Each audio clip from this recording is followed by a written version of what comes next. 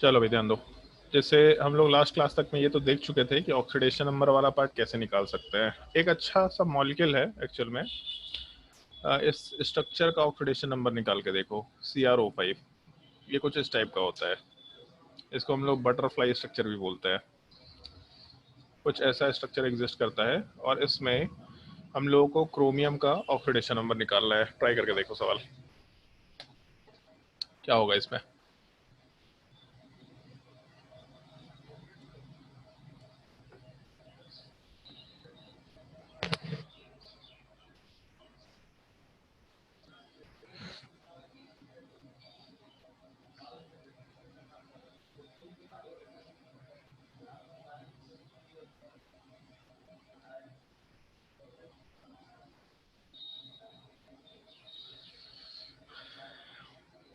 बताओ अभी कितना होगा ऑक्सीडेशन नंबर इस केस में।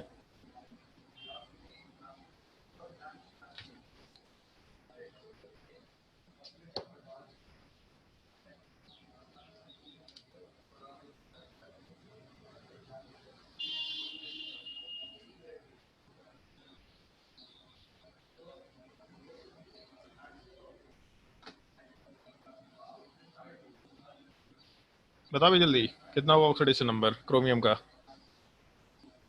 सर +6। +6 पक्का। Yes sir. ओके चलो। जैसे लास्ट क्लास में बताया था कि जब भी स्ट्रक्चर दे रखा होगा तो बॉन्ड को ब्रेक करके काम करना। और इलेक्ट्रोनेगेटिविटी में क्रोमियम का आइडिया तो नहीं है हम लोगों को, लेकिन क्रोमियम मेटल है। मेटल हमेशा इलेक्ट्रॉन लूज करने की टेंडेंसी में होता है।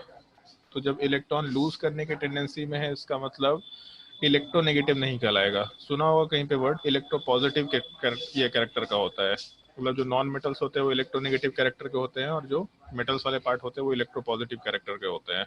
मतलब इलेक्ट्रोनेगेटिविटी का जस्ट उल्टा पार्ट कंसिडर करके चल रहा है। तो एक चीज हम लोग यहाँ पे आराम से कंसिडर कर सकते हैं, electronegativity of oxygen is greater than electronegativity of chromium. तो जैसे ये पहला बॉन्ड ब्रेक करेंगे तो पहले बॉन्ड को ब्रेक करने पे हम लोग के ऑक्सीजन के ऊपर एक माइनस चार्ज आएगा, क्रोमियम के ऊपर एक प्लस चार्ज आएगा। ये ऑक्सीजन का जो दूसरा बॉन्ड ब्रेक करेंगे फिर ऑक्सीजन के ऊपर एक माइनस चार्ज आएगा और उसके अलावा क्रोमियम पे फिर से प्लस चार्ज आएगा। तीसरा बॉन्ड ब्रेक करेंगे फिर से +1 चार्ज और ऑक्सीजन के ऊपर -1। फोर्थ बॉन्ड को ब्रेक करेंगे तो +1 चार्ज और ऑक्सीजन पे -1। और ये डबल बॉन्ड को ब्रेक करेंगे तो नीचे वाले पार्ट पे +2 चार्ज, ऊपर वाले पार्ट पे -2 चार्ज। तो टोटल मिला के +2 +1 +1 +1 +1, इसका मतलब ऑक्सीडेशन नंबर वाला पार्ट आराम से +6 के बराबर कंसिडर करके काम कर सकते हैं हम लोग। तो क्रोमियम का ऑक्सीडेशन नंबर +6 निकल के आ जाना चाहिए इस मॉलिक्यूल वाले पार्ट में, ठीक है। अब इसके बाद फिर हम लोग डिस्कशन शुरू करेंगे कि ऑक्सीडेशन क्या होता है, रिडक्शन क्या होता है, रिडॉक्स रिएक्शन वाला पार्ट क्या होता है। तो सबसे पहला टर्म जो हम लोग को डिस्कस करना है ऑक्सीडेशन। तो हेडिंग डाल देना ऑक्सीडेशन। इसका छोटा सा डेफिनेशन हम लोग लिखेंगे और डेफिनेशन लिखने के बाद फिर हम लोग बाकी पार्ट का डिस्कशन करेंगे।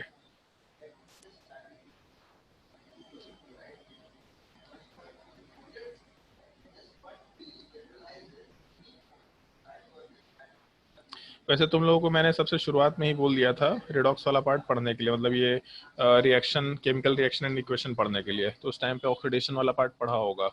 प्रिया बताओ भाई क्या होता है ऑक्सीडेशन रिडक्शन, ऑक्सीडेशन का डेफिनेशन क्या होता है।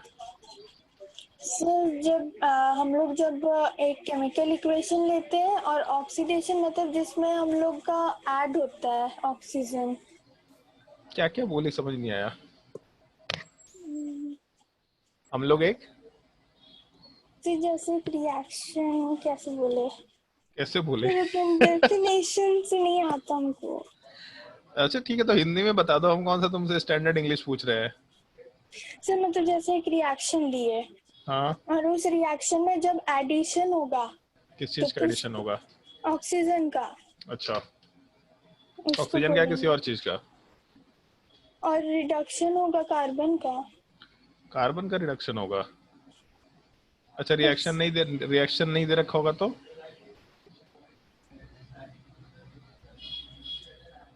रिएक्शन क्या मतलब, रिएक्शन अगर नहीं दे रखा होगा तो हम लोग एडिशन किस चीज का कराएंगे।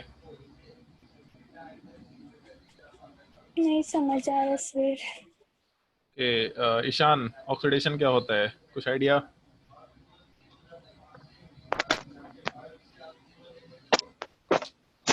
ऑक्सीडेशन पर सर। हाँ हाँ,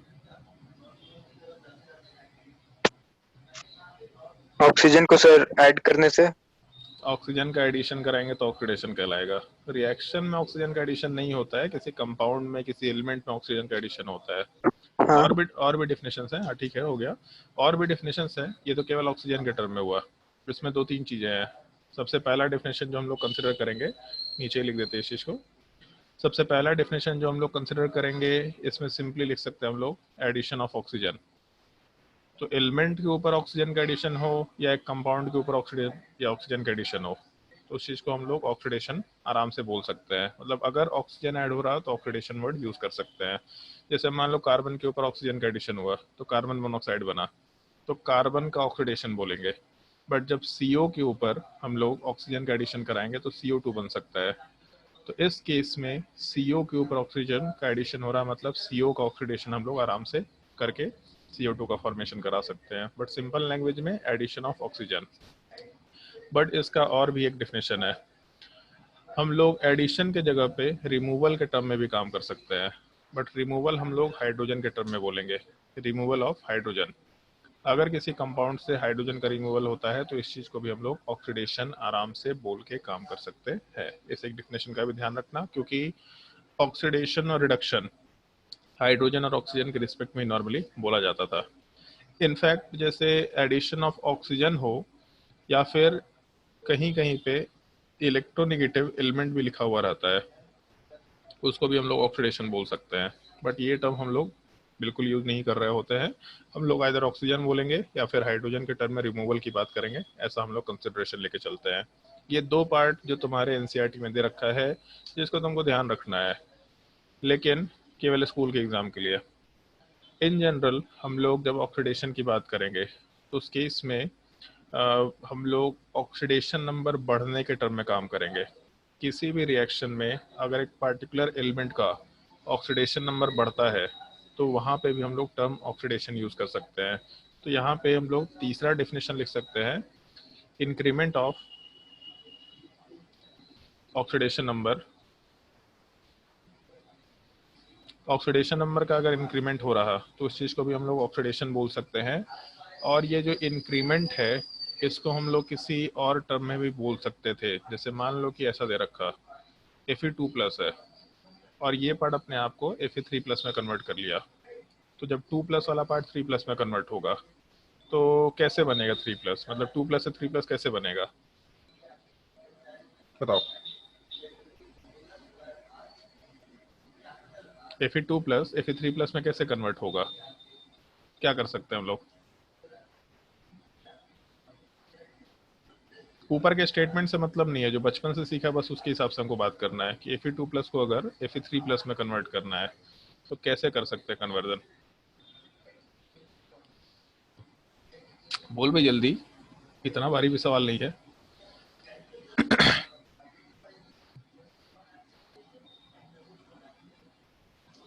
किसी को नहीं समझ में आ रहा कैसे कर सकते हैं? अरे भाई बचपन में एक चीज सुना था ना, कटायन कैसे बना सकते हैं, अनायन कैसे बना सकते हैं। जब हम लोग एक एलिमेंट से एक इलेक्ट्रॉन रिमूव करते हैं तो कटायन बनता है। तो जब उस कटायन से एक और इलेक्ट्रॉन रिमूव करेंगे तो डाई कटायन बनेगा, डाई पॉजिटिव चार्ज बनेगा। जब उससे एक और कटायन एक और इलेक्ट्रॉन रिमूव करेंगे तो फिर ट्राई कटायन बनेगा, ट्राई पॉजिटिव चार्ज बनेगा।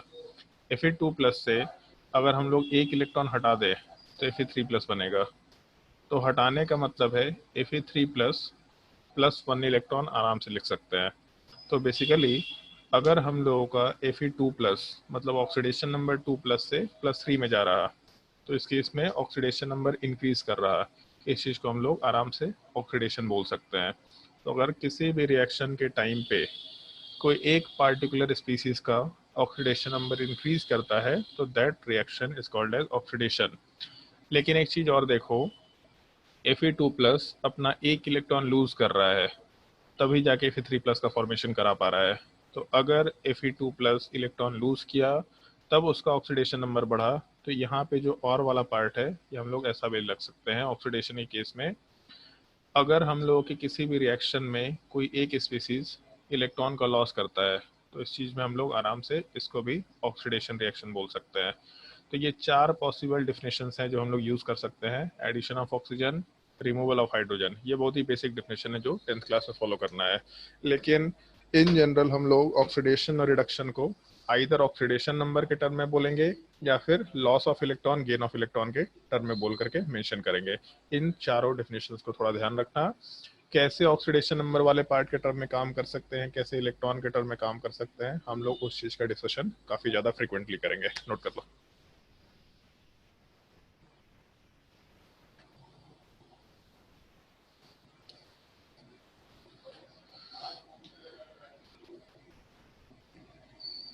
तो एक चीज बताओ, जैसे ऑक्सीडेशन में लिखे हैं लॉस ऑफ इलेक्ट्रॉन, तो रिडक्शन में क्या होना चाहिए?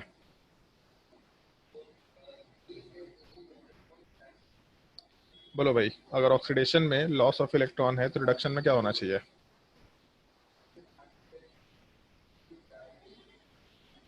Gain of electron.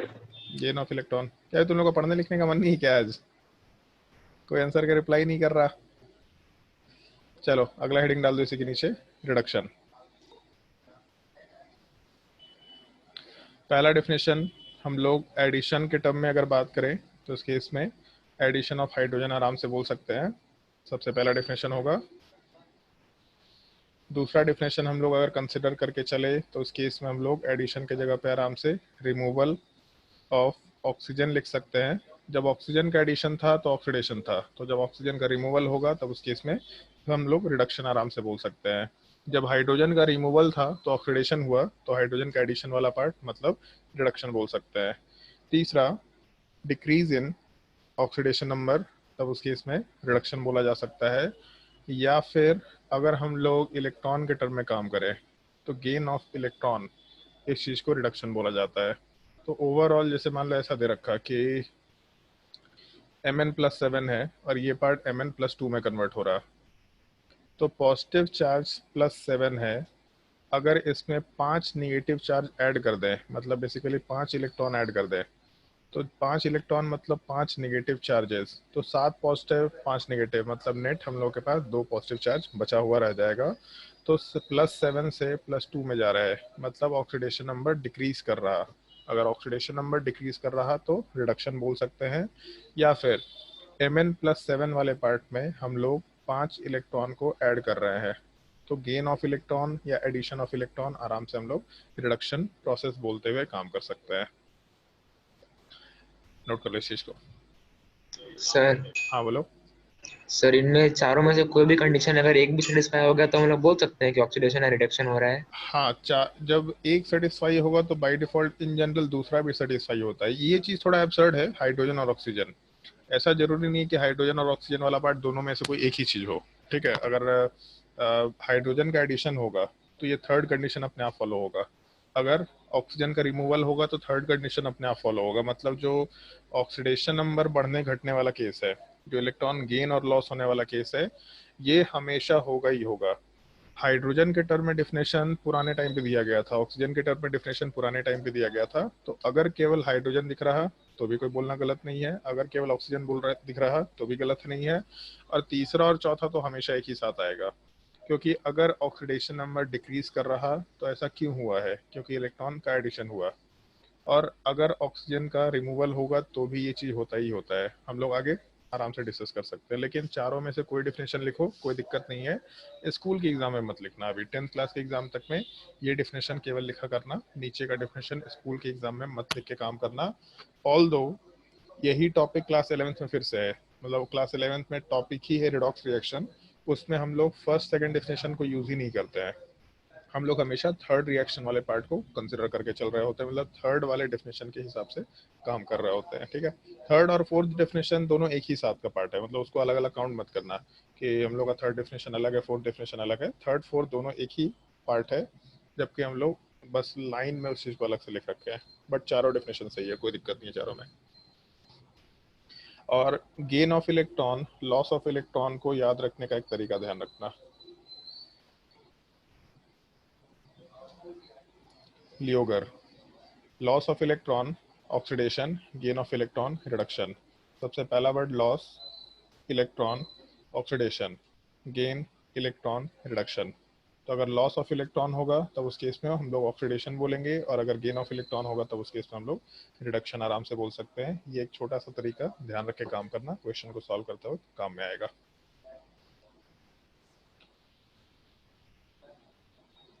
और इसके अलावा तुम लोगों ने एक छोटा सा टर्म और देखा होगा क्लास 10th में, रिडॉक्स रिएक्शन। तो जब हम लोग किसी भी रिएक्शन में ऑक्सीडेशन एंड रिडक्शन दोनों कराते हैं, तो रिडॉक्स वाले पार्ट में रिडक्शन रिएक्शन है प्लस ऑक्सीडेशन रिएक्शन है।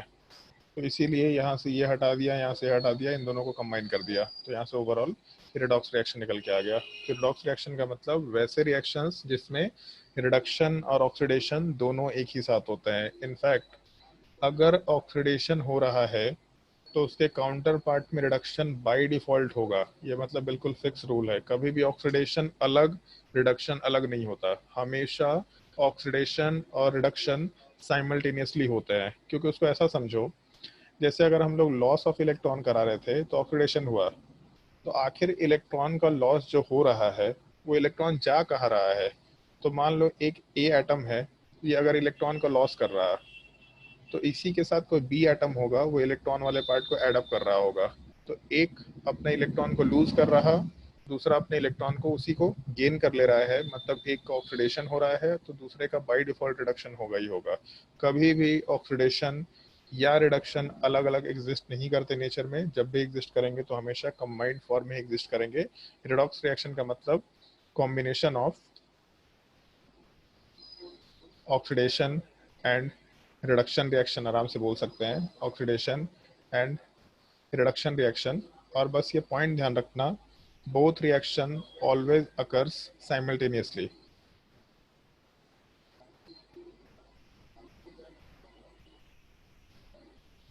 both reactions always occurs simultaneously।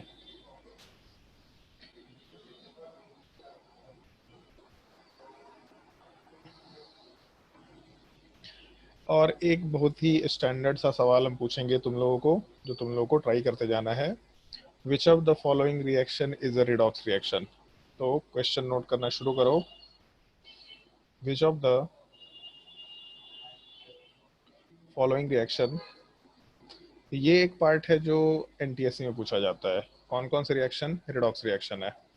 Which of the following reactions are redox. और तुमको जिंदगी का बहुत सारा सच्चाई पता चलेगा जो क्लास 11th में पढ़े हैं ना हम लोग, combination reaction, decomposition reaction, displacement reaction, उन सारी चीज़ों के बारे में बहुत सारी चीज़ें मालूम पड़ेंगी। जैसे सबसे पहला पार्ट हम लोग ऐसा कंसिडर कर सकते हैं, मान लो C+O2 CO2,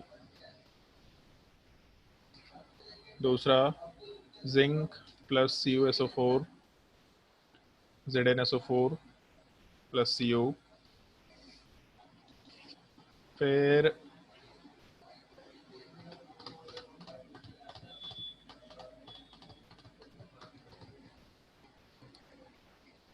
NaOH plus HCl, सामने वाले पार्ट में NaCl बनेगा, साथ ही साथ H2O,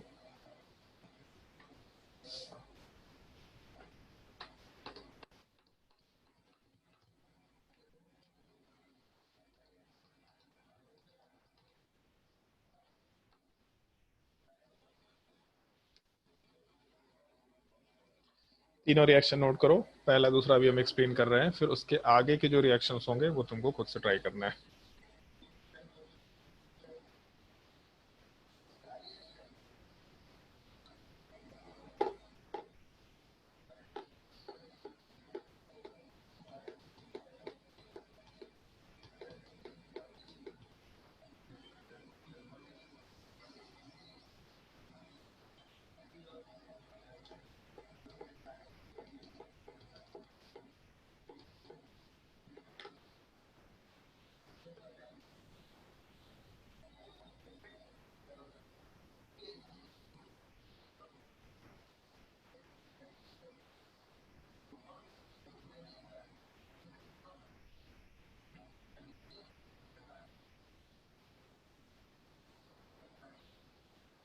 नोट कर लिया तो चलो ध्यान दो सबसे पहले वाले पार्ट पे।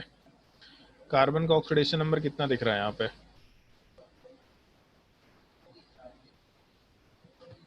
सर 4। 4 पहले वाले केस में जिसको अंडरलाइन किया है यहाँ पे,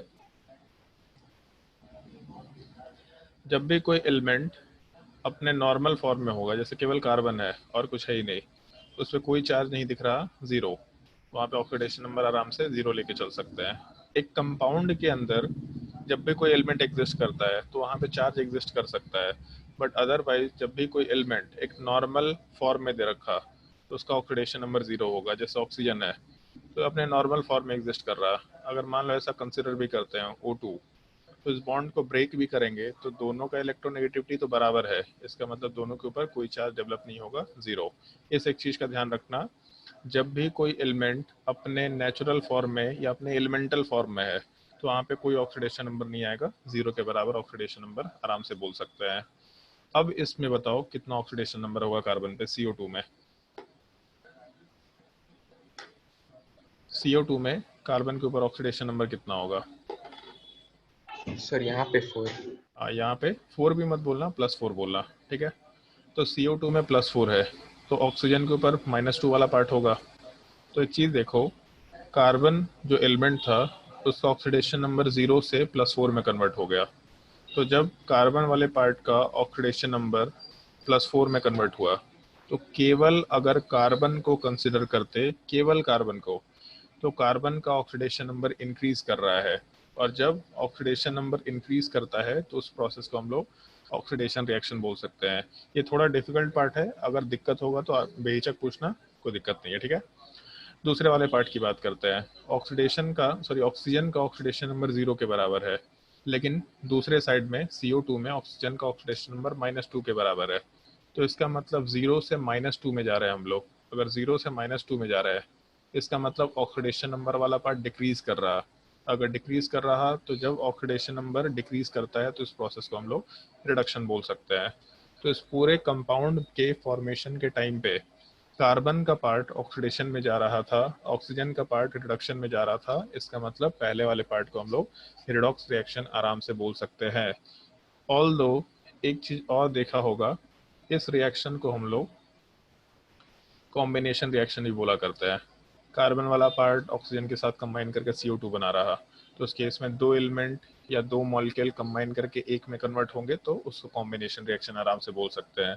तो कॉम्बिनेशन रिएक्शन भी है लेकिन रिडॉक्स रिएक्शन भी है, ऐसा हम लोग आराम से बोल सकते हैं, ठीक है? तो सबसे पहले वाले केस में हम लोग का रिडक्शन ऑक्सीडेशन दोनों हो रहा था, इसका मतलब रिडॉक्स रिएक्शन आराम से कंसिडर कर सकते हैं। सेकेंड वाले मॉलिक्यूल पे आते हैं। जिंक अपने एलिमेंटल फॉर्म में है, अगर कोई भी एलिमेंट अपने नॉर्मल एलिमेंटल स्टेट में दे रखा तो उस केस में ऑक्सीडेशन नंबर 0। ऑक्सीडेशन नंबर हम लोग कंपाउंड के अंदर डिफाइन कर पाएंगे, कंपाउंड या मॉलिक्यूल के अंदर, अदरवाइज ऑक्सीडेशन नंबर 0 रहेगा। अगर हम लोग इसमें कॉपर की बात करें तो इसका ऑक्सीडेशन नंबर कितना आएगा? बताओ सोच के थोड़ा।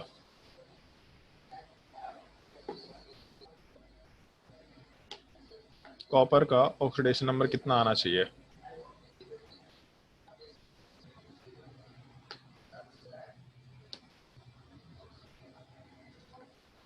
अरे तो बचपन में पढ़ा होगा भाई, सल्फेट आयन है SO4 2-, तो उसको बैलेंस करने के लिए यहाँ पे +2 चार्ज होता है, तो +2 चार्ज इसका मतलब आराम से ऑक्सीडेशन नंबर +2 के बराबर ले सकते हैं। ऐसा नहीं है कि हमेशा ऑक्सीडेशन नंबर निकालने लग जाना, कभी कभी ऑक्सीडेशन नंबर में जो काउंटर आयन होता है, जो अनायन रेडिकल होता है, उस रेडिकल को देख के भी काम कर सकते हैं। तो कॉपर 2+ और SO4 2-, तो अगर प्रोडक्ट की बात करें तो SO4 तो सेम दिख रहा है, जैसा SO4 यहाँ दिख रहा है वैसा ही SO4 यहाँ दिख रहा है, तो चार्ज भी सेम होगा। सल्फेट के ऊपर 2 ही माइनस चार्ज होता है, जिंक के ऊपर +2 चार्ज होगा।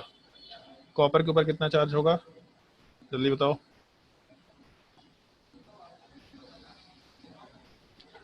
जल्दी बोल भाई, कॉपर के ऊपर कितना चार्ज होगा?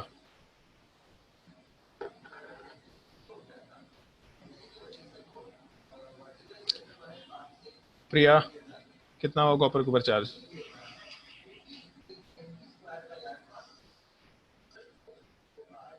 दीक्षा? +2। +2? यस पक्का? सर। कॉपर वाला पार्ट नॉर्मल एलिमेंट है कि एक कंपाउंड में दे रखा? एलिमेंट का। तो एलिमेंट का ऑक्सीडेशन नंबर कितना होता है?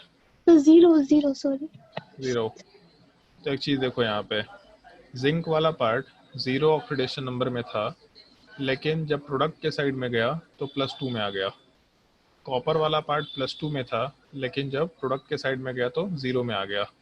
तो 0 से +2 मतलब ऑक्सीडेशन नंबर बढ़ रहा है। अगर ऑक्सीडेशन नंबर बढ़ रहा है तो प्रोसेस को हम लोग ऑक्सीडेशन रिएक्शन बोल सकते हैं।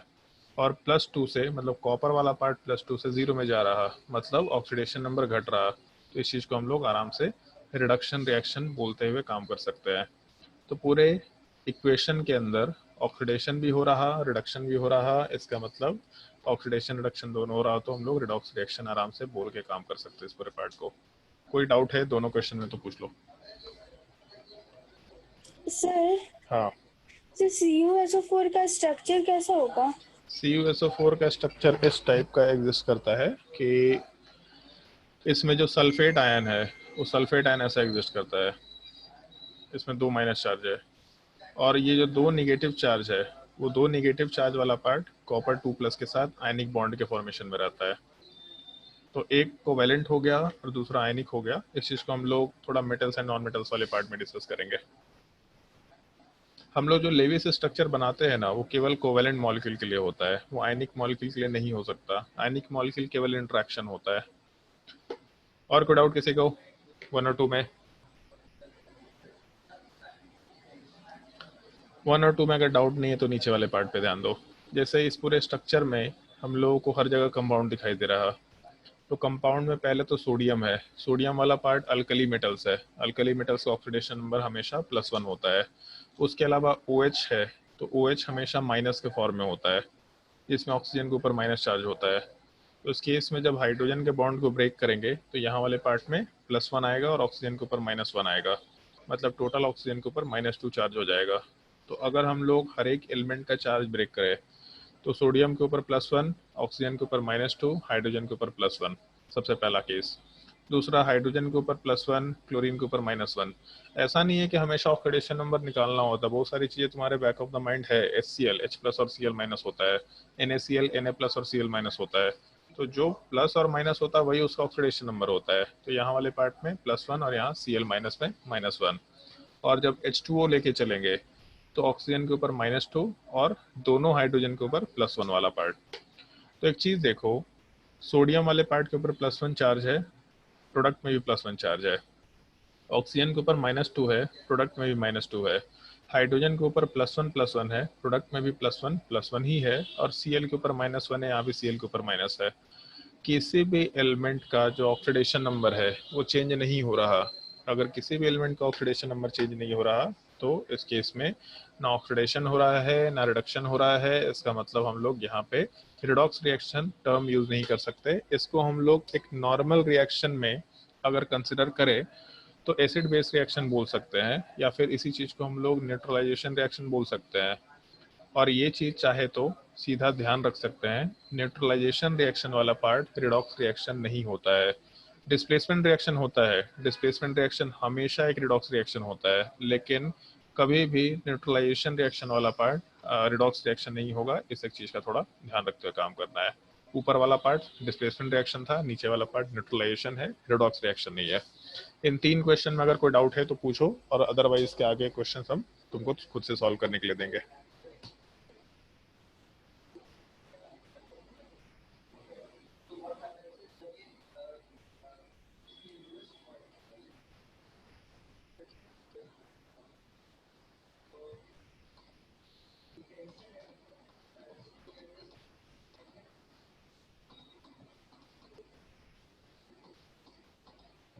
सर थर्ड पार्ट में डाउट है। हाँ बोलो, क्या डाउट है? सर थर्ड पार्ट में NaOH में सोडियम तो ऑक्सीजन को लूज कर रहा है, तो हम लोग यहाँ नहीं बोल पाएंगे कि रिडक्शन हो रहा है। हाँ एग्जैक्टली यही चीज़ बोल रहे हैं, इसीलिए वो डेफिनेशन थोड़ा सही नहीं होता है। जैसे हम तुम लोग को एक और चीज़ बोले थे ना, ऑक्सीजन का एडिशन वाला पार्ट, तो वहाँ पे एक चीज़ बोला था ऐसा, ये दिख रहा, इलेक्ट्रोनेगेटिव सर। एलिमेंट। तो ऑक्सीजन फ्लोरीन के बाद सबसे ज़्यादा इलेक्ट्रोनेगेटिव एटम है, ठीक है। तो ऑक्सीजन के एडिशन को इसलिए ऑक्सीडेशन बोलते हैं। जैसे उसको ऐसा समझो, जो इलेक्ट्रोनेगेटिव एटम है वो अपने ऊपर नेगेटिव चार्ज लेना चाहेगा, ठीक है। तो सामने वाले के ऊपर कौन सा चार्ज डालेगा? फिर से बोल रहा है, इलेक्ट्रोनेगेटिव एटम अपने ऊपर नेगेटिव चार्ज लेना चाहेगा।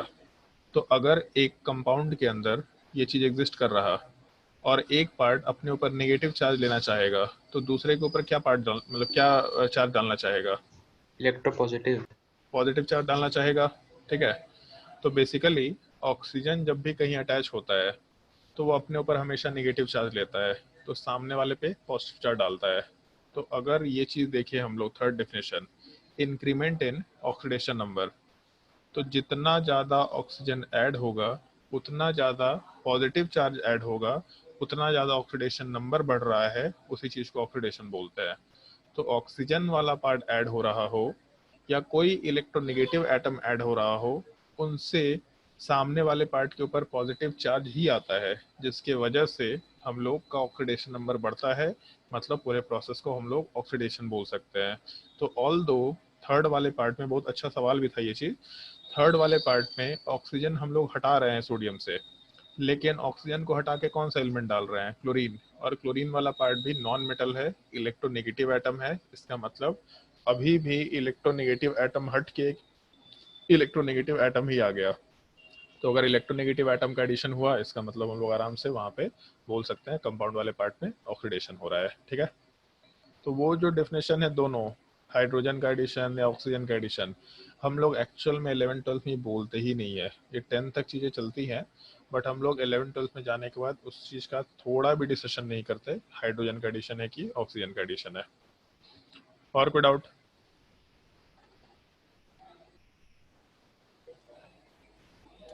जिसको भी डाउट है पूछ लो, कोई दिक्कत नहीं है। चलो, तो अगर डाउट नहीं है तो क्वेश्चन नंबर 4 वाले पार्ट पे आते हैं। क्वेश्चन नंबर 4 ट्राई करके देखो।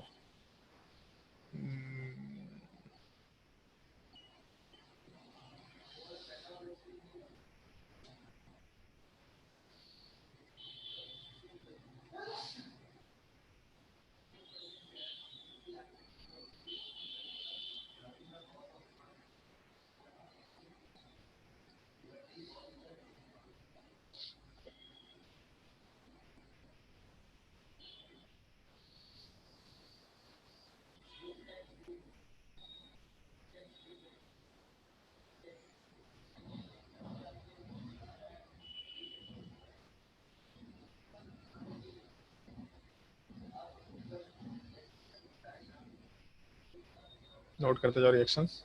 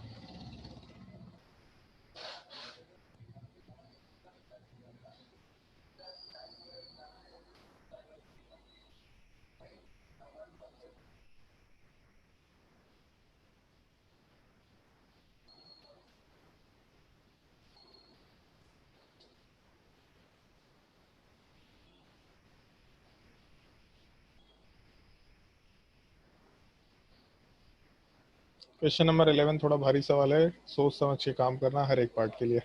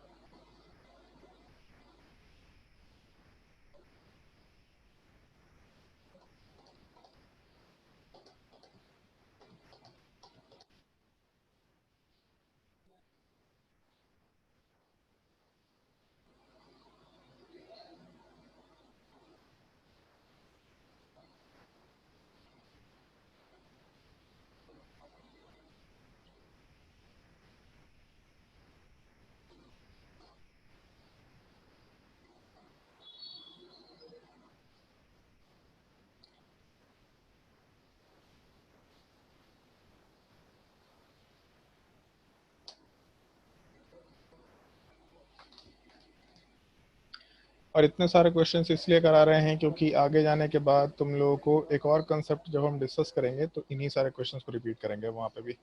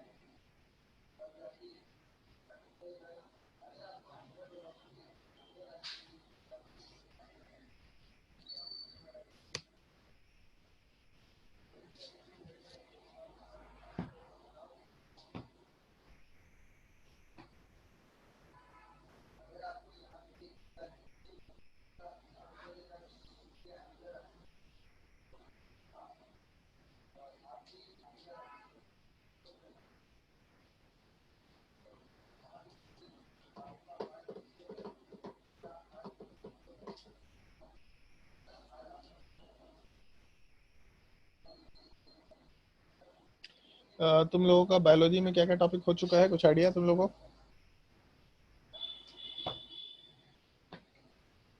हेलो। सर डाउट क्लास हुआ था सर। ओके, नहीं हमको एक चीज़ बस जानना है उसमें कि रेस्पिरेशन के टाइम पे या फोटोसिंथेसिस के टाइम पे क्या होता है, आइडिया है कुछ?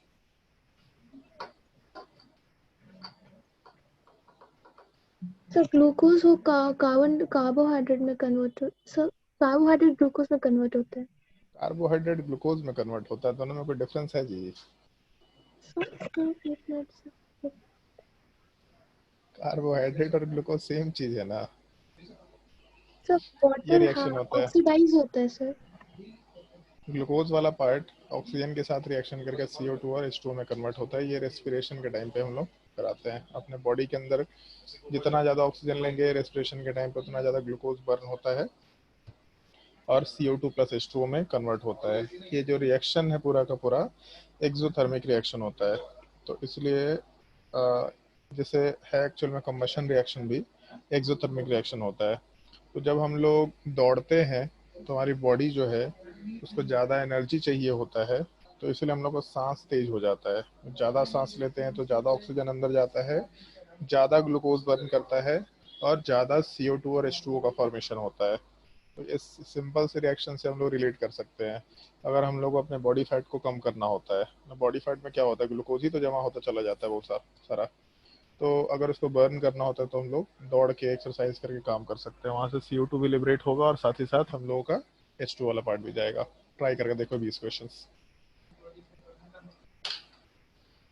विशाल सर पूछ रहे हो अगर बॉडी फैट बढ़ाना है तो क्या करेंगे? विशाल सर को पानी के टैंकर में डालेंगे, उसमें CO2 डिजोल्व करके उनको डुबा के रखेंगे, उल्टा रिएक्शन होगा और बॉडी फैट बनेगा और ऑक्सीजन भी बनेगा साथ ही साथ।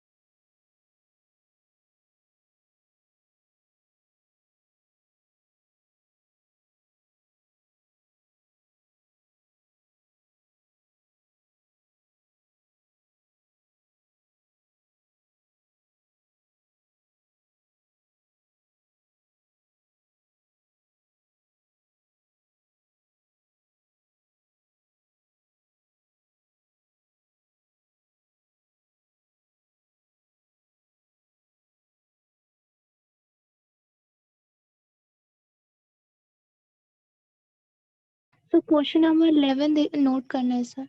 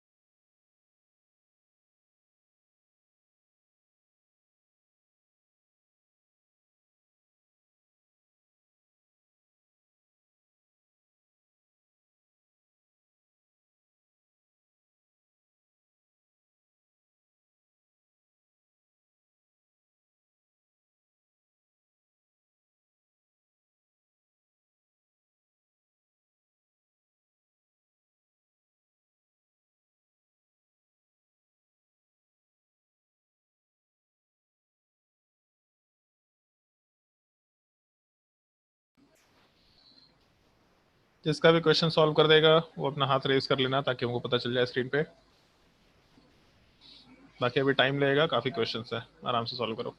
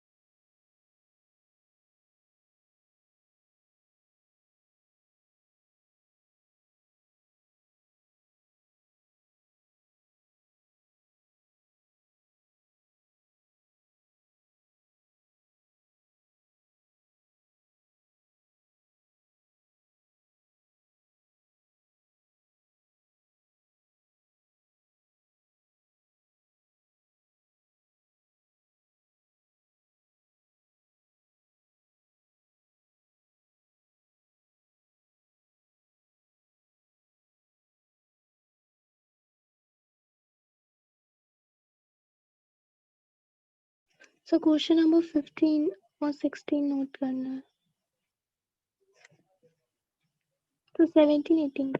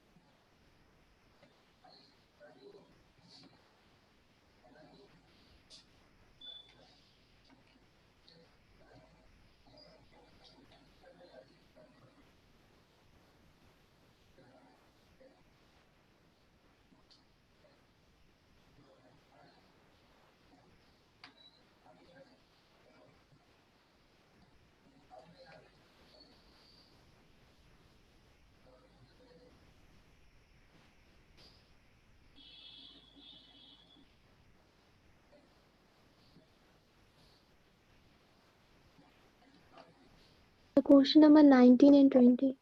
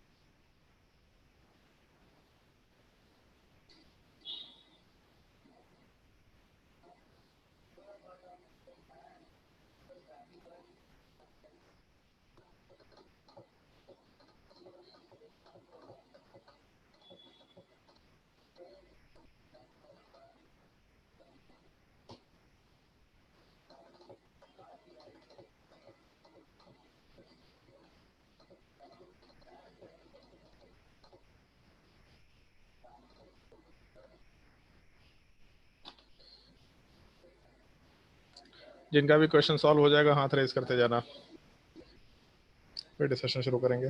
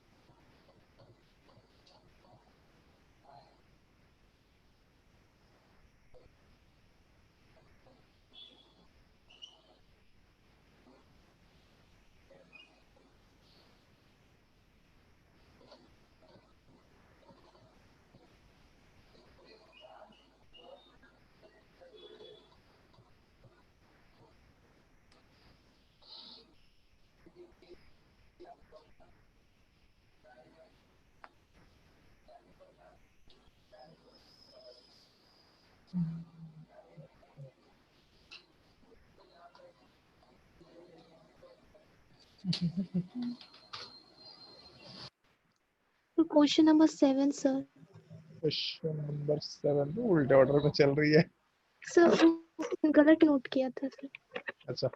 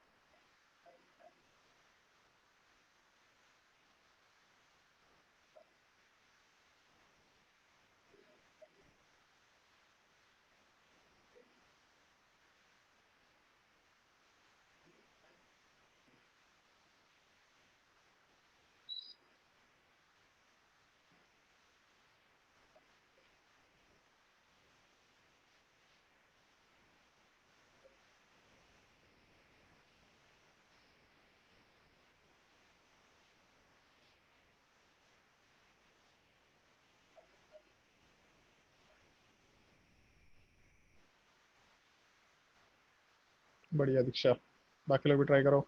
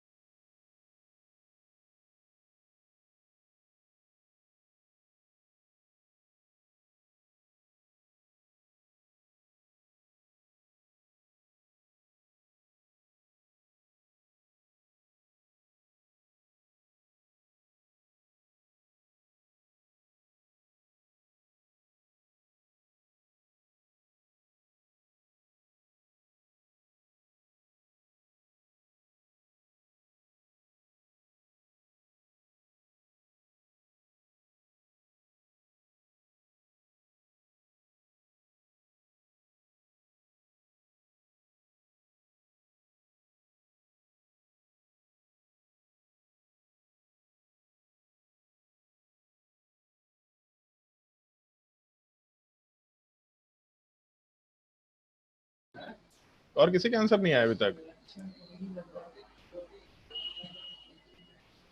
चलो क्षितिज का भी आंसर आ गया। बाकी लोग फटाफट ट्राई करो भाई, इतना टाइम नहीं लगाने का है। क्वेश्चन डिफिकल्ट है लेकिन इतना टाइम लगाने का। ईशान का भी आंसर आ गया, बाकी लोग भी फटाफट ट्राई करो। सनी का भी आंसर आ गया। 3 लोग बाकी है, 2 ही लोग बाकी है। अच्छा हाँ ठीक है, 2 ही लोग बाकी है। प्रिया का भी आंसर आ गया और शुभम।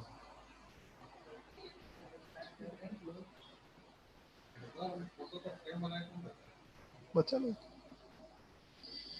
चलो भाई सबका आंसर आ गया तो हम फटाफट आंसर बताते हैं, और उसमें जहां कहीं भी दिक्कत होगा उन आंसर वाले पार्ट को पूछते चले जाना। क्वेश्चन नंबर 1, एक सेकेंड।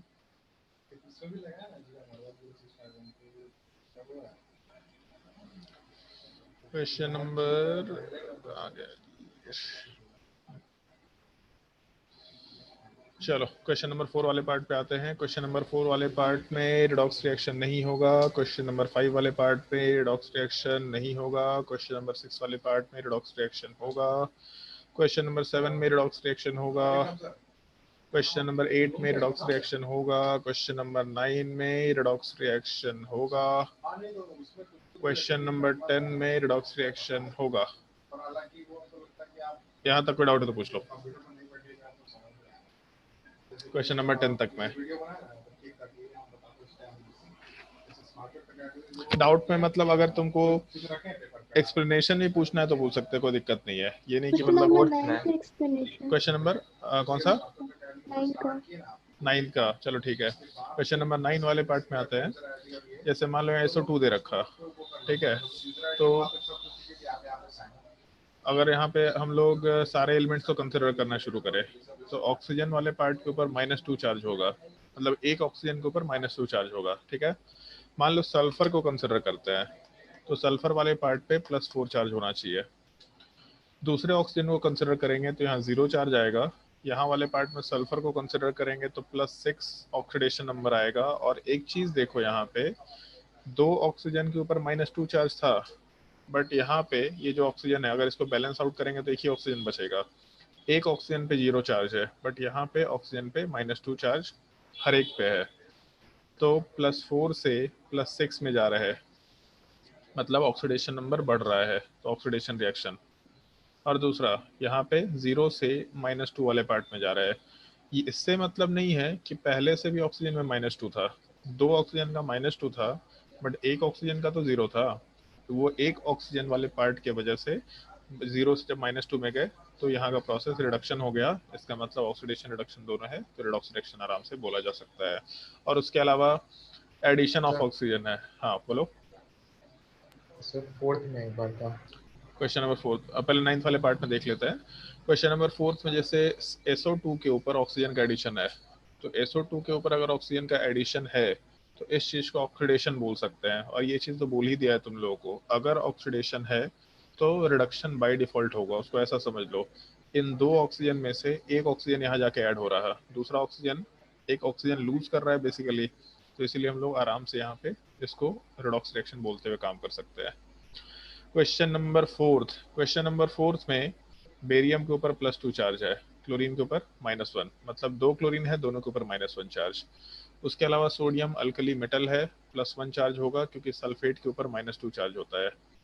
यहाँ पे भी सल्फेट है, -2 चार्ज होगा, तो सल्फेट जैसा है वैसा ही दिख रहा है, तो ऑक्सीडेशन नंबर में कहीं भी चेंजेस नहीं आने वाले हैं। बेरियम पहले भी +2 था, अभी भी +2 है। सोडियम पहले भी +1 था, अभी भी +1 है। क्लोरीन पहले भी -1 था, अभी भी -1 है। इसका मतलब अगर हम लोग बेरियम की बात करें कोई ऑक्सीडेशन नंबर का चेंज नहीं हो रहा, सोडियम की बात करें कोई ऑक्सीडेशन नंबर का चेंज नहीं हो रहा, क्लोरीन की बात करेंगे कोई चेंजेस नहीं हो रहा, सल्फेट आयन की बात करें कोई ऑक्सीडेशन नंबर का चेंज नहीं हो रहा, तो यहाँ वाले पार्ट में एक चीज ध्यान दो, डबल डिस्प्लेसमेंट रिएक्शन है ये। डबल डिस्प्लेसमेंट रिएक्शन वाला पार्ट रिडॉक्स रिएक्शन नहीं होता, ये भी ध्यान रख सकते सीधा। जैसे न्यूट्रलाइजेशन रिएक्शन रिडॉक्स नहीं होता, सिमिलर टाइप से डबल डिस्प्लेसमेंट रिएक्शन भी रिडॉक्स रिएक्शन नहीं होते हैं। तो क्वेश्चन नंबर 9 में दिक्कत नहीं होना चाहिए, सॉरी 4 में दिक्कत नहीं होना चाहिए। उसके अलावा 5 से लेकर 10 तक में कोई डाउट? क्वेश्चन नंबर 5 से लेकर 10 जल्दी बताओ भाई।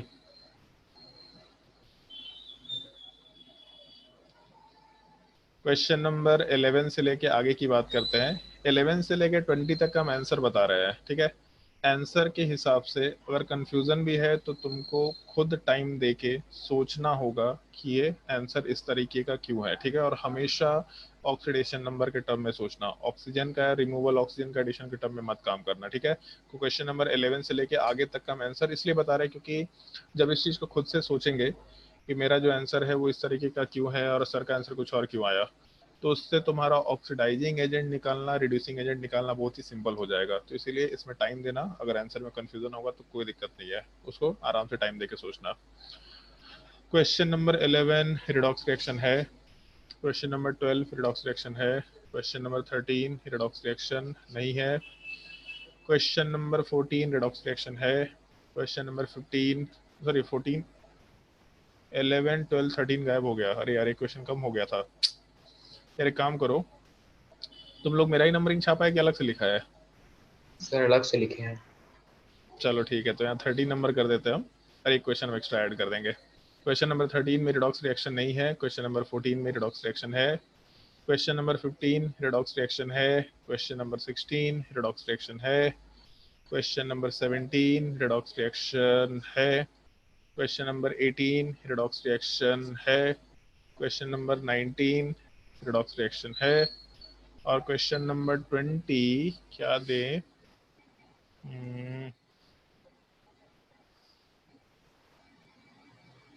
हाँ ठीक है।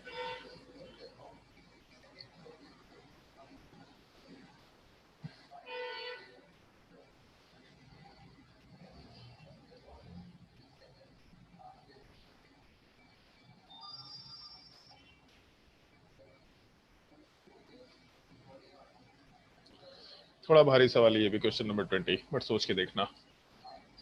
और बता दे रहे हैं ये रिडॉक्स रिएक्शन तो है, कैसे है क्या है ये तुम्हारा सोचने का काम होगा। और जहाँ कहीं भी दिक्कत आएगा नेक्स्ट क्लास में सबसे पहला डिस्कशन हम लोग का इसी का होगा, और उसी के जस्ट बाद हम लोग एक और टर्म डिस्कस करेंगे, ऑक्सीडाइजिंग एजेंट क्या होता है और रिड्यूसिंग एजेंट क्या होता है। तो अगर ये टर्म समझ में आ गया हम लोगों को, ऑक्सीडेशन और रिडक्शन वाला पार्ट, तो ऑक्सीडाइजिंग एजेंट, रिड्यूसिंग एजेंट बहुत ही सिंपल सा टर्म है, उसमें कहीं कोई दिक्कत नहीं आना चाहिए। नेक्स्ट क्लास में इन्हीं 20 क्वेश्चन का हम लोग डिस्कशन करेंगे और हमको लगता है कि मुश्किल से 5 मिनट में हम लोग का ये टॉपिक आराम से कंप्लीट हो जाएगा। तो जैसे ये टॉपिक कंप्लीट होगा तो हम लोग फिर आराम से उसके बाद एसिडिक बेसिक स्ट्रेंथ वाले पार्ट पे जा सकते हैं, मतलब जो एसिड बेसिस एंड सॉल्ट है उस टॉपिक का डिस्कशन शुरू करेंगे। उसमें पीएच का कैलकुलेशन कैसे हो सकता है, एसिड क्या होते हैं, बेसिस क्या होते हैं, जब रिएक्शन होता है तो उसकी इसमें क्या बन सकता है, फिर उसके बाद पीएच का कैलकुलेशन कैसे कर सकते हैं।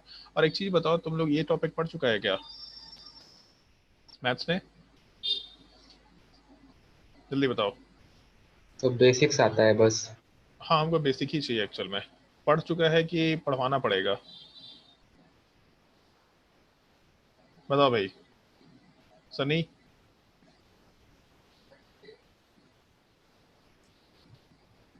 सर एक बार फिर से पढ़ना होगा। एक बार फिर से पढ़ना होगा, चलो ठीक है। तो नेक्स्ट क्लास में देखते हैं, मतलब हम सर से डिस्कशन कर लेंगे, ये मोहित सर से, कि तुम लोग का लॉगरिथम वाला टॉपिक कब पढ़ा रहे। अभी क्या चल रहा है तुम्हारे बेसिक मैथमेटिक्स में? Sir modulus. Modulus function, inequality हो गया क्या? Yes sir. अच्छा ठीक है, तो अगर इनइक्वालिटी हो गया, मॉड्यूलस हो गया, तो इसके बाद लॉग का ही नंबर आएगा। तो हम सर से पूछ लेंगे, तो हम अपने लेक्चर को उसी के हिसाब से कोऑर्डिनेट कर लेंगे कि तुम लोग का लॉग वाला पार्ट हो जाए अच्छे से। बहुत अच्छे से नहीं चाहिए हमको, बेसिक ही चाहिए, लेकिन अगर अच्छे से हो रखा होगा तो लॉग समझना बहुत आसान हो जाएगा। तो हम लोग लॉग का यूज करके पीएच का कैलकुलेशन आराम से कर सकते हैं। पीएच का कैलकुलेशन 10th क्लास के सिलेबस में नहीं है, लेकिन एनटीएससी में सवाल पूछा जा चुका है, तो इसीलिए पीएच का कैलकुलेशन हम लोग को आना चाहिए। और क्योंकि हम लोगों को स्ट्रक्चर बनाना आता है, लेविस एसिड लेविस बेस, तो उसमें एसिड क्या है, बेस क्या है, कैसे H+ हटा सकते हैं, कैसे OH- हटा सकते हैं, उन सब चीज़ों का कैलकुलेशन बहुत ही आसानी से समझ में आएगा। तो अगर किसी को कोई डाउट होगा नेक्स्ट क्लास में, जो आज क्वेश्चन तुम लोग को बताए हैं, तो उन सबसे रिलेटेड डाउट्स आराम से पूछ लेना। और उसके अलावा जो भी डिफिकल्टी है मेरे आंसर में, उसको खुद से सोच के देखना। अगर फिर भी डिफिकल्टी क्लियर नहीं होता है तो नेक्स्ट क्लास में उस चीज़ को क्लियर कर लेंगे आराम से, ठीक है? और किसी को कोई डाउट है तो पूछ सकता है।